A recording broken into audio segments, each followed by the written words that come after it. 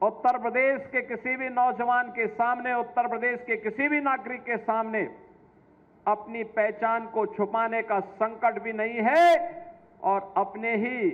जनपद में, अपने ही गांव और अपने ही घर में उसको नौकरी की गारंटी भी मिल रही है। और ये लगातार गीडा में हो रहा निवेश इस बात की गारंटी देता है। एक तरफ निवेश होगा, दूसरी तरफ जो निवेश होगा वह पर्यावरण के अनुकूल निवेश होगा। पर्यावरण की सुरक्षा को ध्यान में रख करके निवेश होगा। पर्यावरण के मानकों को पालन करते हुए निवेश होगा। सीटीपी का निर्माण, जो भी यहां पर औद्योगिक कचरा निकलता था, वह औद्योगिक कचरा अब प्रदूषण का कारण नहीं बनेगा। हमारी आमी नदी को, राप्ती नदी को अब प्रदूषित नहीं होना पड़ेगा, बल्कि सीटीपी के माध्यम से जो भी इम्प्लुएंट इससे निकलेगा उन सब का ट्रीटमेंट होगा और ट्रीटमेंट के बाद वो पानी फिर से उद्योग में भी इस्तेमाल हो सकता है, खेती के लिए भी इस्तेमाल हो सकता है और साथ साथ अगर नदी में भी गिरता है तो उसके कारण कहीं पर भी कोई प्रदूषण नहीं होना है। यह पहली बार गीडा में पिछले दशकों से, पिछले 35 वर्षों से गीडा में काम चल रहा है, लेकिन सीटीपी के निर्माण का कार्य, आज उसका शिलान्यास का कार्यक्रम भी यहां पर संपन्न हो रहा है। प्लास्टिक पार्क में केंद्रीय पेट्रोकेमिकल इंजीनियरिंग एवं तकनीकी संस्थान के स्किल डेवलपमेंट का, सीपेट के स्किल डेवलपमेंट का यह कार्यक्रम भी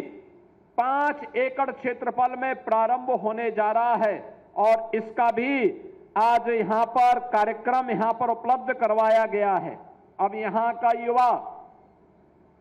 इस प्लास्टिक पार्क में सर्टिफिकेट का,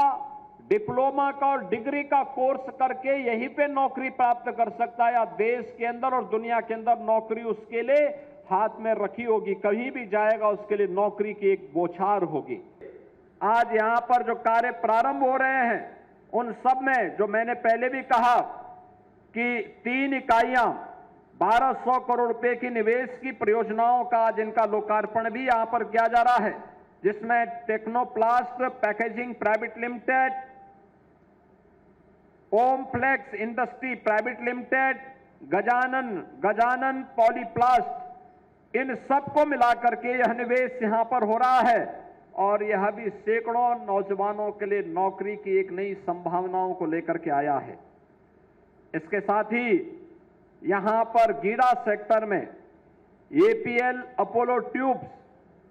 ग्रीनटेक प्राइवेट लिमिटेड के द्वारा और कपिला कृषि उद्योग के लिए भी 640 करोड़ रुपए की लागत का यह एक निवेश यह भी आया है, जिसके माध्यम से 1200 से अधिक नौजवानों के लिए नौकरी इसके माध्यम से अकेले गीडा उपलब्ध करवाएगा। इसके साथ ही कालेसर में आवासीय स्कीम, आपने देखा आवास के लिए हम लोगों ने भी आवंटन उपलब्ध कराए। इसमें 400 करोड़ रुपए की लागत से यहां पर 110 एकड़ भूमि में एक आवासीय योजना सेक्टर 11 के रूप में